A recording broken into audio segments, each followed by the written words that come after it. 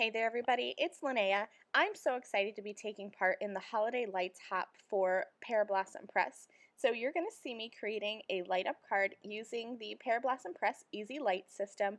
These are, like the name says, incredibly easy to use, and it's going to make a fun holiday light up card. I am mixing and matching a bunch of Lawn Fawn stamp sets. So I'm going to be using the Winter Village, some stamps from Tiny Winter Friends, as well as the Little Santa from Tiny Christmas, and then the car from Home for the Holidays, and my sentiment is going to come from Merry Mice. So really, I'm mixing and matching a lot of stamp sets, which is something that I rarely do. I tend to grab one stamp set, make a card with that one stamp set, because for some reason in my mind, that's just how I work. So today, it was a real challenge, but I loved bringing together a whole bunch of different stamp sets to create a fun scene. So since I wanted to create such a detailed scene, I wanted to use a slimline card. So I grabbed my Pink and Main stitched slimline die sets, and I used the second largest die to cut a piece of white cardstock. Now this is not the same cardstock I usually blend on. I'm not sure what made me grab this cardstock, but it's thin. Usually I like to blend on nice 110-pound cardstock because I'm a heavy blender. It might be hard to see in the videos, but you're going to see me I go back and forth a lot. I'm heavy-handed when I blend, so I grab a thick cardstock because otherwise I end up bending the paper, which I did at one point in this video, but in the end, you couldn't tell that I bent it. It didn't really leave a crease mark, so I just rolled with it. I grabbed 3 colors of Distress Oxide ink. I grabbed the new Prize Ribbon, the newest color, Villainous Potion, and then I also finished off with some black soot. Now I wanted to create a snowy background, which in the end, you can't really tell that I have these stitched hills in here, but I grabbed the Lawn Fawn Stitched Hills borders, and I die cut one, and then I die cut it again, like I moved it to the side and die cut again. So there's a little mark in this, after that first kind of hill on the left, that I'm going to need to cover up. I know Lawn Fawn has the slimline stitched hills. I don't happen to have them in my stash, but I thought it was just easy enough to stretch out the regular stitched hillside borders. I'm going in with some Copic markers. I'm using C2 and C0 just to provide some definition along the top of that snowy bank. Again, in the end, I have so many little elements on this card that you can't really see the snowy background, but that's okay. To finish off that wintry background, I am grabbing some of my shimmer watercolors, and this is just a true silver color. I think it's called Silver Bells. And I'm watering that down, and I used a really fine paintbrush to flick on some of that watercolor into the background. And then I grabbed a slightly larger paintbrush just to add some larger stars or snowflakes, whatever you really want them to be, and added them into the background.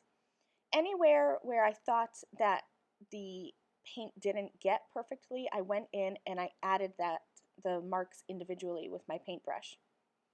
Now I'm going to glue my snowbank onto the bottom of my card, and here's where we're going to start adding that light up element.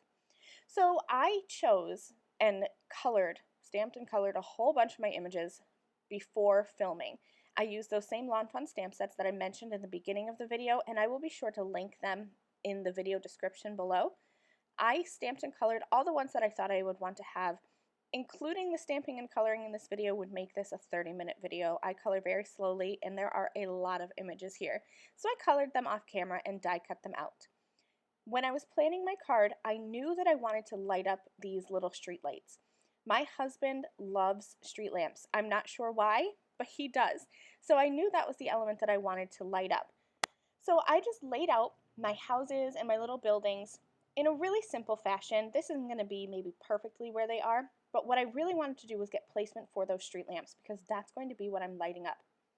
I have a hole punch, and this hole punch punches, you can see a teeny tiny little hole.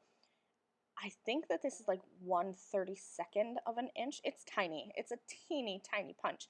Usually I would use, like if you have a craft pick, you can do that and just poke a hole through, but I've recently gotten this little punch tool, and so it creates a cleaner punch. But I punched right through the street lamp, which is going to be my light up element, right through my background, and now I'm grabbing a pencil, and I stuck the lead of my pencil right through that little hole and left a mark. And then I also marked where I want my press button to be to light up the card. So I have a total of 4 marks, my 3 light up elements, and then where I want the button to be. I'm going to zoom in here so you can kind of see my process. All you need to do is just pop the battery in. It goes smooth side up, and then you want to put that little purple button right over the mark that I marked where I want to have my push element. I'm adding some double-sided adhesive. This is just strong double-sided tape. You can use glue if you want, but I'm impatient when it comes to this, so I use the double-sided adhesive. Remember though that you are going to be popping up your front panel with foam tape because you need that dimension, since there's the dimension from the battery pack. So I'm being mindful to keep my push button in from the bottom and from the right a little bit, just so that I have enough room for the foam tape. Now there are a total of 6 wires, 2 red and 2 blue for positive and negative, and each one is connected to a light bulb, so 3 light bulbs. Each of those light bulbs I'm going to position so that they are on top of each of my little pencil dots for where my street lamps are. I love that these wires are long enough that you can see this is reaching from one side of my slimline card all the way over to the other. As I get to the middle and the right hand ones, you're going to see me kind of curve and coil up that extra wire. And I'm just using some washi tape from my stash to hold these in place. The back is ugly. This is not pretty, you guys, but look at how fun this is when you put your front panel on top. I love it. It's absolutely perfect. So now I'm just going to go ahead around the back of my card here with my foam tape. And this is double thick foam tape. This is 1/8 of an inch thick. So I will leave a link to 1/8 inch thick foam tape in my video description below. This is really a game changer because you want your foam tape to be slightly higher than your battery pack.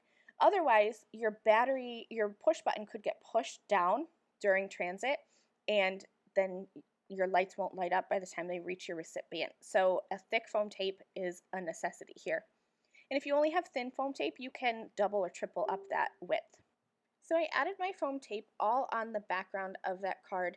Totally okay if your foam tape goes over where the wires are, but you want to be careful not to interfere with the actual light bulbs or the push button themselves. And I want to mention too that I test this the whole time I'm creating. So every time I would tape down a light, I'd push the button to make sure it was working. Before I really pressed my foreground down, I'd press the button to make sure it's working. And of course it is, but you know, always to be better safe than sorry. So I'm going to go ahead and just start gluing all of my images in place. And these come from, I think, those 4 Lawn Fawn stamp sets that I mentioned in the beginning. And again, I'll link them below. I am being sure to add cute little elements to the card that are really going to give it that finishing touch. So like this Santa and his sleigh and a little reindeer. And then I even have some smoke coming out from some of the chimneys on the houses. Really, really cute images, and I think they make those street lamps really come to life because this whole town is just kind of Santa's in the sky, and then I'm going to have a little car parked like they're coming to visit. There's this little guy that I colored holding a present, and then I pictured like me with my son and a little car. I colored the car blue because my son loves blue cars, even though our car is not blue. I added a little snowman. I even have a little moon to put in the sky and lots of these little pine trees to go behind my scene, like tucked in between the buildings to create that whole kind of city or, you know, little town scene. Some of the things I glued with liquid adhesive and some of them I added with foam adhesive. So the little people characters, those are popped up, but for the most part, the actual town is flat on the card. Now I am almost to the end. The only thing I have left to adhere down is the snowman and the little man holding the present. Everything else is already adhered, including my foreground to my background piece, and I realized I forgot my sentiment. So I grabbed my sentiment from the Merry Mice stamp set, and I'm going to be using my Misty. I'm sorry my head is in the way right now, but I'm just making sure that sentiment is lined up. Because there is so much dimension here, like I said, I used that double thick foam tape to adhere the foreground piece to my card base. There's a lot of dimension here, enough dimension that I had to take out the pad of my Misty and then hold my breath as I stamped this sentiment, and thankfully it turned out perfectly. I inked up and just kind of barely pressed, and it's perfect. So I went ahead and adhered those last 2 little elements with foam tape to the right hand side of my card, and this is it. all finished. So as I go through here and I'm going to show you the snowflakes in the background as well as the light up elements, remember that this card is part of the Holiday Lights Hop with Pear Blossom Press.